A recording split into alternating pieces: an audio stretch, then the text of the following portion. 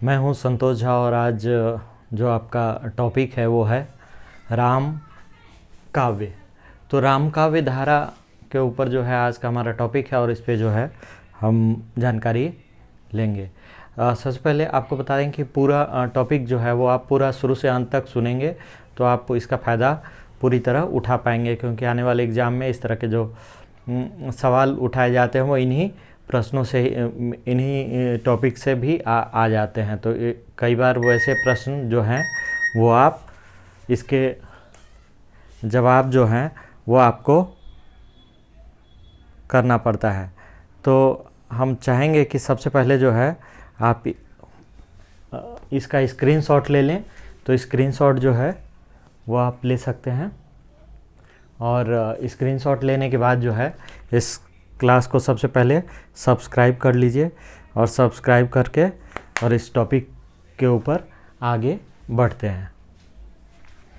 तो ठीक है, सबसे पहले आएंगे कि राम ये कौन है। तो राम जो है अयोध्या के राजा थे। तो ये जो हैं ये अयोध्या के राजा थे और इनके ऊपर जो है वो सबसे शुरुआत में जो आदि काल में ही लिखा गया है और सबसे ज़्यादा जो प्रामाणिक है वो है वाल्मीकि रचित रामायण। ठीक है, और ये जो है मौलिक ग्रंथ है। तो राम यहाँ पर आएंगे। राम त्रेता युग में विष्णु के दूसरे अवतार हैं। कब हैं? त्रेता युग में विष्णु के दूसरे अवतार हैं। और वाल्मीकि रचित रामायण राम भक्ति का मौलिक ग्रंथ है। ठीक है, और उसके बाद तुलसी के पूर्ववर्ती कवि। तो तुलसीदास से पहले जो कवि आए हैं जो राम के बारे में लिखे हैं, तो बारी बारी से उनके बारे में हम जानने की कोशिश करते हैं। बौद्ध धर्म में राम की चर्चा कहाँ कहाँ की गई है, इस पर हम आते हैं। सबसे पहले देखेंगे कि दशरथ जातक, ये दशरथ जातक, उसके बाद अनामर्क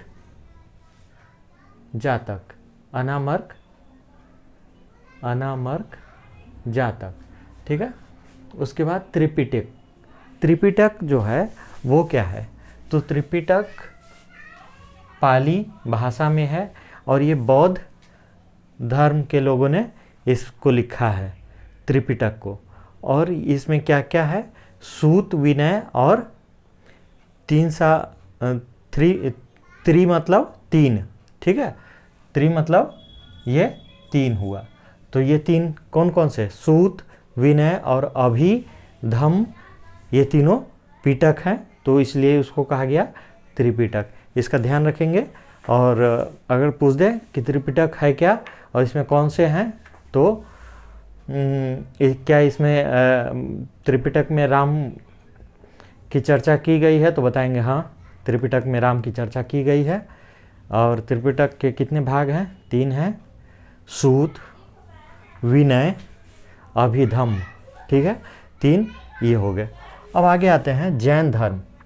तो जैन ग्रंथ जो है यहाँ, तो इसमें विनय सूरी ने इसकी रचना की। विनय सूरी ने पौम चरियम जो है इसकी रचना की। और उसके बाद रवि सेन ने किसकी रचना की है? पद्म चरित की रचना की है। किसने की है? पद्म चरित की रचना की है। किसने की है? रवि सेन।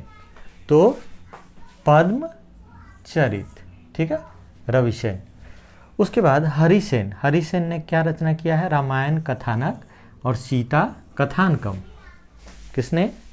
रामायण कथानक किसने की रचना की है? अगर ये पूछ दे रामायण कथानक किसकी रचना है, तो बताएंगे हरिसेन की। हरि मतलब ईश्वर समझेंगे और इसको किस तरह की रचना की है इन्होंने? तो रामायण कथानक, सीता कथानकम, ये रचना है उनकी। उसके बाद आएंगे स्वयंभू के ऊपर। तो स्वयंभू यहाँ देखेंगे, स्वयंभू ने क्या रचना की है? पौम चरियु। इसकी रचना किसने की है? ये बहुत प्रसिद्ध रचना है स्वयंभू की, और इसमें भी जो है राम का वर्णन किया गया है। किसमें? पौम चरियु में। पुष्पदंत, पुष्पदंत की एक रचना है महापुराण, और महापुराण में भी क्या लिखा गया है? राम की चर्चा की गई है। कौन सा ग्रंथ है? महापुराण। किसने लिखा है? पुष्पदंत ने। किसके बारे में लिखा है? राम के बारे में। ठीक है। उसके बाद आते हैं आलावार द्वारा रचित। आलावार ये संप्रदाय थे, इन्होंने भक्ति काल में इनका काफ़ी उल्लेख है और काफ़ी ये बढ़ चढ़ कर भक्ति आंदोलन में भाग लिए हैं। और इन्होंने जो इनकी रचना है आलावारों की, दिव्य प्रबंधम, 4000 पद हैं इसके अंदर। और दिव्य प्रबंधम में जो है ये जो पुस्तक है, इसकी रचना जो है ये आलावार संप्रदाय द्वारा की गई है। और ये सठकोप ने 13 वेली मोरी, ये जो है रचना इनके द्वारा की गई है। उसके बाद आते हैं सठकोप हो गया, 13 वेली मोरी किसके द्वारा लिखी गई है? तो ये लिख देंगे सठकोप के द्वारा। किसके द्वारा? सठकोप के द्वारा क्या लिखी गई है? 13 वेली मोरी। अब आते हैं चेदी वंश के राजा कुलशेखर। अब ये राजा का नाम है कुलशेखर, राजा कुलशेखर। कौन से वंश के हैं? चेदी वंश के राजा कुलशेखर ने सीताहरण की कथा सुनकर, सीताहरण की ऐसी कथा उन्होंने सुनी और इतने भावुक हो गए कि उन्होंने क्या सोचा कि श्रीलंका पर आक्रमण कर देते हैं। किस पर आक्रमण करेंगे? श्रीलंका पर आक्रमण करने की इन्होंने योजना बनाई और इन्होंने ऐलान किया था। इस तरह इतना इनको ये कथा इतनी भावुक कर देती है। उसके बाद आते हैं इसके द्वारा रचित सरस राम भजन। ये राम का भजन है। किसमें? पेरीमल तेरी भेल। ये जो रचना है इसी से प्रभावित होकर साकेत ने जो है, गुप्त ने साकेत की रचना की। और साकेत में क्या है? अयोध्या की जो है वो जिक्र किया गया है अयोध्या के बारे में। और किसने लिखा है? साकेत की रचना किसने की है? मैथिली शरण गुप्त ने। तो गुप्त ने साकेत की रचना की है। यहाँ तक जो है आप देख सकते हैं, इसका स्क्रीनशॉट ले सकते हैं। और जिन्होंने अभी तक इसको हमारे चैनल को सब्सक्राइब नहीं किया है वो सब्सक्राइब कर लें, लाइक करें, कमेंट करें और शेयर भी करें। तो सबसे पहले सब्सक्राइब जरूर कर लें।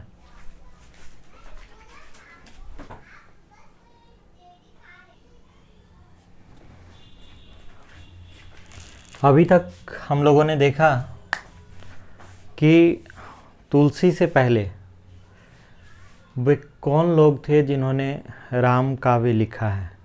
तो 3 की चर्चा हो चुकी है, बौद्ध, जैन, आलवार, और ये है चौथा श्री संप्रदाय। श्री संप्रदाय में भी राम काव्य की जो है वो ये है राम संबंधित जो है जानकारियाँ हमें मिलती है। तो राम सीता के ऊपर इसमें श्री संप्रदाय जो हैं इनके आराध्य हैं कौन? ये किसकी आराधना करते हैं? किस? राम सीता का। श्री संप्रदाय वाले राम सीता की पूजा करते हैं। ये भगवान राम के बारे में है। और इसमें रामानंदी संप्रदाय विलीन हो गया। किसमें?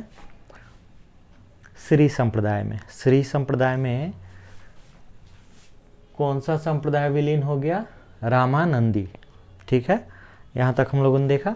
उसके बाद देखते हैं कि इसके अंदर जो है श्री संप्रदाय में कौन कौन से थे कवि जिन्होंने इसमें योगदान दिया है, जिन्होंने राम काव्य लिखा है। तो ये अगर पूछ दे कि राम काव्य किन किन लोगों ने लिखा है, राम से संबंधित जानकारी है, तो आपको इन नामों को याद रखना। बीच में कोई एक नाम ऐसा दे देगा जिन्होंने राम के ऊपर कुछ नहीं लिखा है। तो ऐसे लोग जिन्होंने लिखा है इसके ऊपर श्री संप्रदाय से कौन थे? श्री रंगनाथ मुनि, श्री रंगनाथ मुनि, पुंडरीकाक्ष। ठीक है, आप चाहे तो स्क्रीनशॉट ले सकते हैं इनका। उसके बाद ठीक है, पुंडरीकाक्ष हो गया। उसके बाद आते हैं यमुनाचार्य, रामानुजाचार्य। ठीक है, ये सब इन सब लोगों ने जो है राम सीता के ऊपर लिखा है इन्होंने। उसका अन्य कवि कौन कौन से थे इसके अलावे, श्री संप्रदाय के अलावे? तो अभी तक हमने देखा रंगनाथ, ठीक है, यमुनाचार्य, पुंडरीकाक्ष और रामानुजाचार्य, इनको देखा। उसके बाद माधवाचार्य, माधवाचार्य थे कौन? तो द्वैतवाद के ये संस्थापक थे। कौन? माधवाचार्य। माधवाचार्य कौन थे? द्वैतवाद के संस्थापक थे, नंबर 1। उसके बाद ये ब्रह्म संप्रदाय के प्रवर्तक थे। किस कौन से संप्रदाय के? ब्रह्म संप्रदाय के। और ये राम भक्त संत भी थे। तो कौन? माधवाचार्य। यहाँ तक हो गया। उसका चंद्रवरदायी, इनका भी कुछ योगदान है। तो चंद्रवरदायी ने अपने पृथ्वीराज रासों के अंदर लंका कांड लिखा है। लंका कांड में किसका वर्णन है? राम का वर्णन है। लंका कांड में लंका कांड और तथा राम का वर्णन है। किस में? तो अगर पूछे कि क्या पृथ्वीराज रासों में राम का वर्णन है, तो हाँ, इसमें लंका कांड और राम का वर्णन है। और इसकी रचना किसने की है? चंद्रवरदायी ने। उसके बाद आते हैं सूरदास। सूरदास की एक रचना है सूरसागर, और इसका 9वां भाग जो है यहाँ पर राम कथा है। तो आप देखेंगे कि सूरदास के सूरसागर में, ठीक है, सूरदास के सूरसागर में 9वें भाग में राम कथा का वर्णन है। अब आते हैं ईश्वरदास। ईश्वरदास वही ईश्वरदास हैं जिन्होंने सत्यवती कथा के लेखक भी थे, सत्यवती कथा के, ठीक है। और भारत मिलाप और अंगद पैज में राम कथा का वर्णन है। तो अगर पूछे भरत मिलाप किसने लिखा, तो क्या बताएंगे? ईश्वरदास ने। किसने लिखा? भरत मिलाप की रचना किसने की है? ईश्वरदास ने। और अंगद पैज भी इन्होंने ही लिखा है। इन्होंने, ईश्वरदास ने ही सत्यवती कथा भी लिखी थी, ये एक अलग है, लेकिन ये लेखक रहे हैं उसके। लेकिन ईश्वरदास की इन 2 रचनाओं में, कौन 2 रचना? भरत मिलाप और अंगद पैज में राम कथा का वर्णन है, ठीक है। यहाँ तक। रामानंद, राम परमात्मा, सीता प्रकृति, लक्ष्मण जीव, राम रक्षा स्रोत, श्री रामार्चन पद्धति की रचना की। किसने की? रामानंद ने। श्री रामार्चन पद्धति की रचना किसने की है? रामानंद ने। तो रामानंद की इतनी सारी रचनाएं हैं, आप देख लेंगे। सीता प्रकृति जब लिखते हैं वो, या फिर राम परमात्मा, या लक्ष्मण जीव, या राम रक्षा स्रोत, ये जो है ये भी किसने लिखी है? रामानंद ने। और श्री रामार्चन पद्धति, ये सब रचनाएं रामानंद की है। उसके बाद मुनि बुद्धिरास, बुद्धिरास ने क्या लिखा है? राम के चरित्र को लिखा है। तो ये क्या रचना हो गई? रामचरित। रामचरित लिखने के लिए बुद्धि चाहिए, तो ये लिखा किसने है? मुनि बुद्धिरास ने। उसके बाद राम रासो, हनुमान रास, इस तरह के रास लिखे हैं। किसने लिखे हैं? राम का रास भी लिखा है और हनुमान का रास भी लिखा है। और ऐसे लिखने वाले को क्या कहा जा रहा है? मुनि बुद्धिरास। मतलब इनकी ही ये रचनाएं हैं ये तीनों।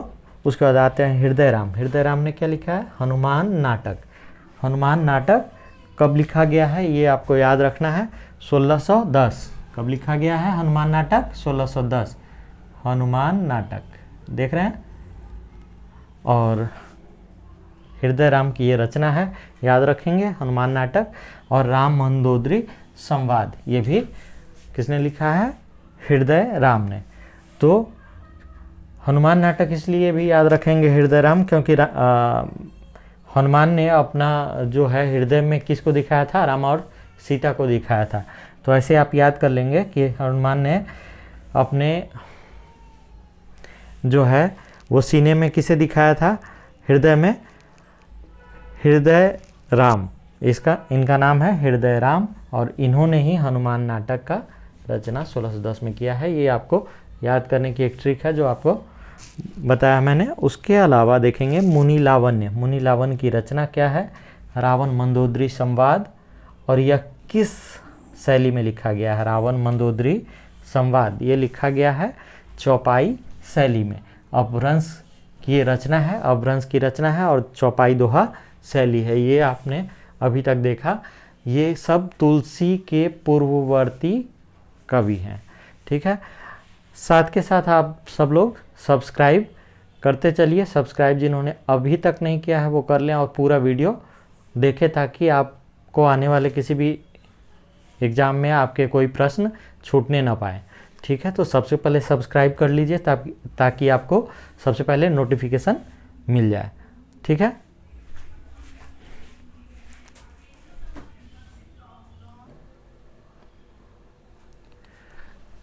अभी जो हमने देखा कि इससे पहले तुलसी के पूर्ववर्ती कवि का, तो आपको पूछा जा सकता है ऐसे कि तुलसी के पूर्ववर्ती कवि इनमें से कौन है और तुलसी के समकालीन कवि कौन है।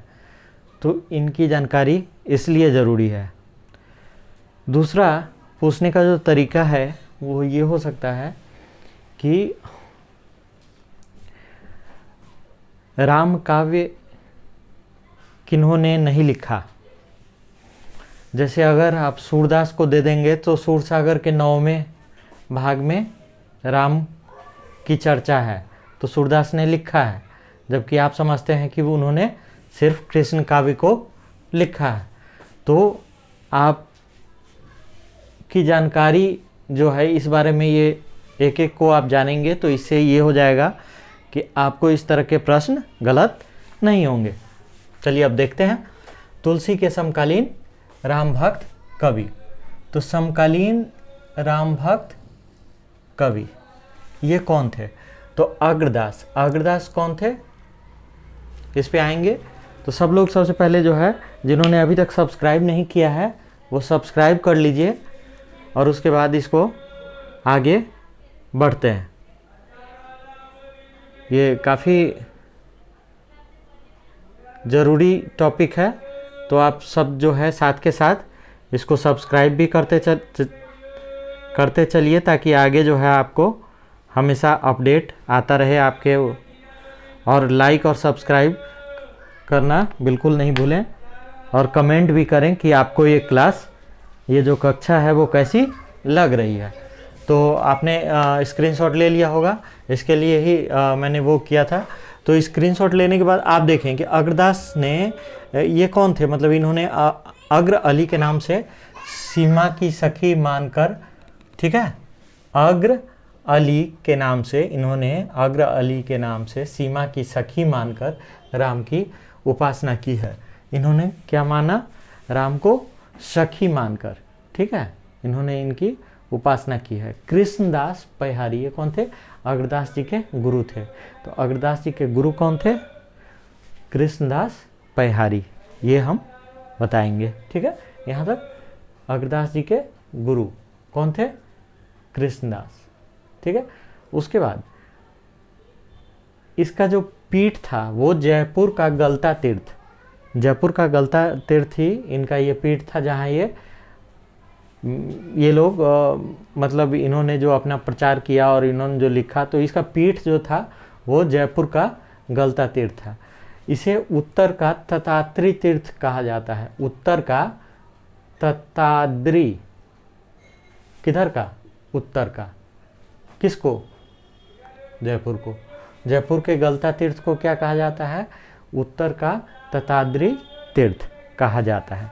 यहाँ तक हो गया। उसके बाद आएंगे कि अग्रदास के ग्रंथ कौन कौन से हैं। ये तो ध्यान मंजरी, ध्यान पे इन्होंने काफ़ी जोर दिया है, बार बार ये ध्यान के तरफ ले जाएंगे आपको। कौन ले जाएंगे? अग्रदास जी। ये ध्यान मंजरी, राम ध्यान मंजरी, उपासना बाबरी, उपासना बाबरी नाम पे थोड़ा गौर करिएगा, और जैसे गौर करिएगा तो ये अग्रदास की बात होगी। और यहाँ भी गौर करिएगा कि अग्र अली, ठीक है, अग्र अली, उपासना बाबरी,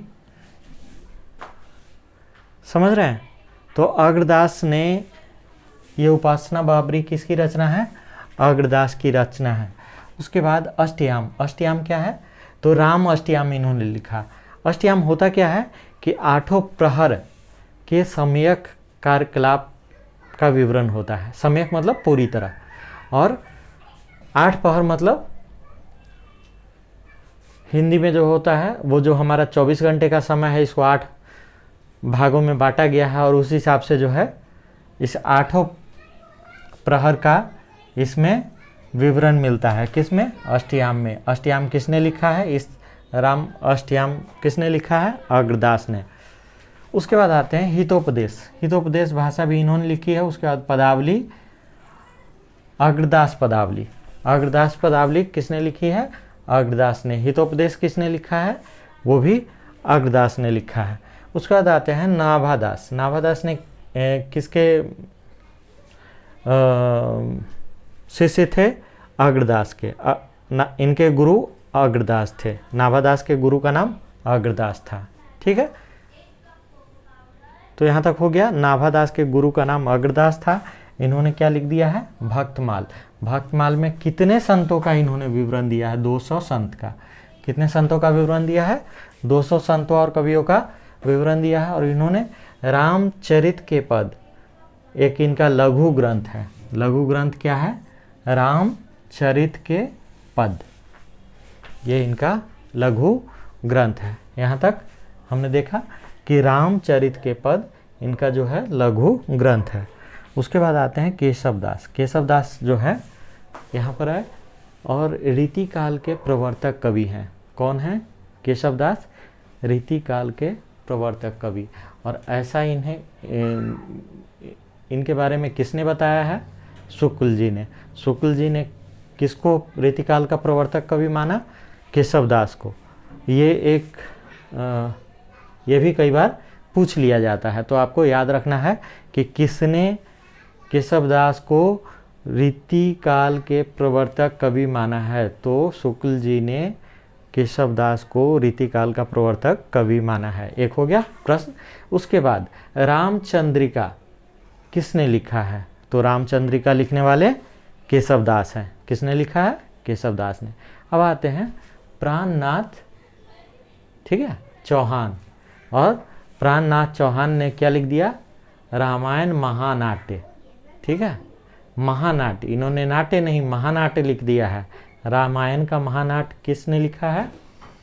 प्राणनाथ चौहान ने। और यह सरस प्रबंधात्मक काव्य है। ये सरस प्रबंधात्मक काव्य है। और ये हो गया समकालीन राम भक्ति कवि। अब इसके आगे हम चलते हैं और इसके आगे बताते हैं आपको कि तुलसी के जो हैं परवर्ती, तुलसी के बाद आने वाले राम भक्त कवि कौन से हैं। तो आगे देखते हैं।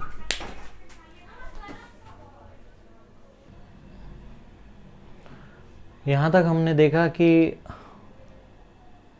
क्या क्या चीज़ें जो हैं वो तुलसी से पहले की हैं। तो पहले वाला जो भी होगा वो पूर्ववर्ती, उसके बाद समकालीन, और अब आए अंतिम परवर्ती, मतलब तुलसी के बाद। परवर्ती मतलब तुलसी के बाद लिखने वाले राम भक्त कवि, ये सब हैं। ठीक है, तो कौन कौन लोग हैं देखते हैं। परशुराम देव।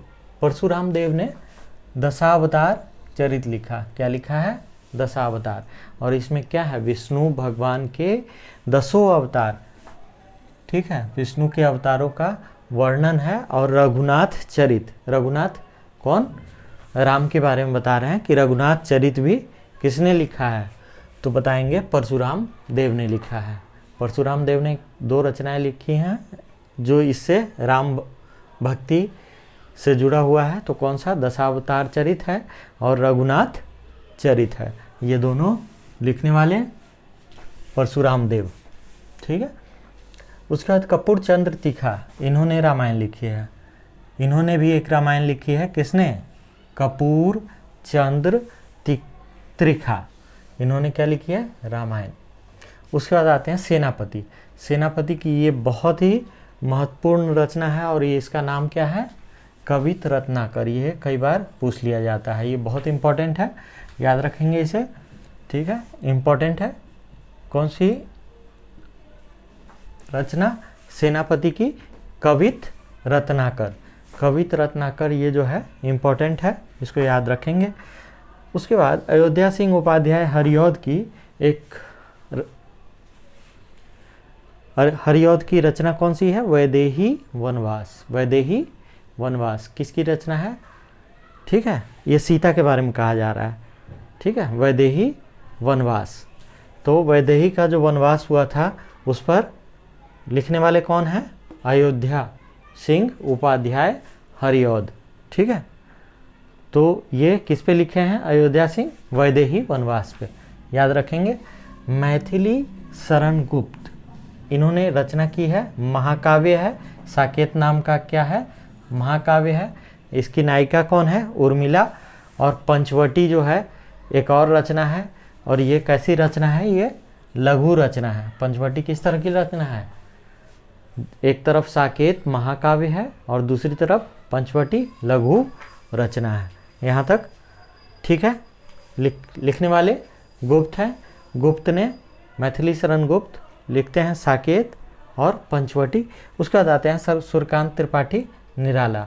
निराला ने एक रचना लिखी है, राम की शक्ति पूजा जो करेंगे वो निराले ही होंगे। कैसे होंगे? निराले होंगे। तो शक्ति की पूजा किसने की है? निराला ने। याद रखेंगे। याद रखने के लिए मैंने बताया, राम की शक्ति पूजा कौन करेंगे? वो निराले ही होंगे। तो सूर्यकांत त्रिपाठी निराला हो गए। ये प्रबंधात्मक कविता है। किस तरह का कविता? प्रबंधात्मक कविता। उसके बाद बंगाली रामायण भी लिखा गया है, और ये कृतिवास से इनकी घटना ली गई है। कृतिवास से इसकी जो बंगाली रामायण की घटनाएं ली गई है। उसके बाद नरेश मेहता ने लिखा है संशय की एक रात। संशय की एक रात लिखने वाले नरेश मेहता। संशय की एक रात किसने लिखा है? नरेश मेहता ने लिखा है। संशय की एक रात लिखने वाले नरेश मेहता हैं। और आपको याद रखना है कि ये संशय किस तरह का है। संशय ये है कि कल जो लड़ाई होने वाली है किससे? रावण से। तो रावण से लड़ाई करनी चाहिए नहीं करनी चाहिए, किस तरह का युद्ध होगा? तो युद्ध जो है ये माता सीता को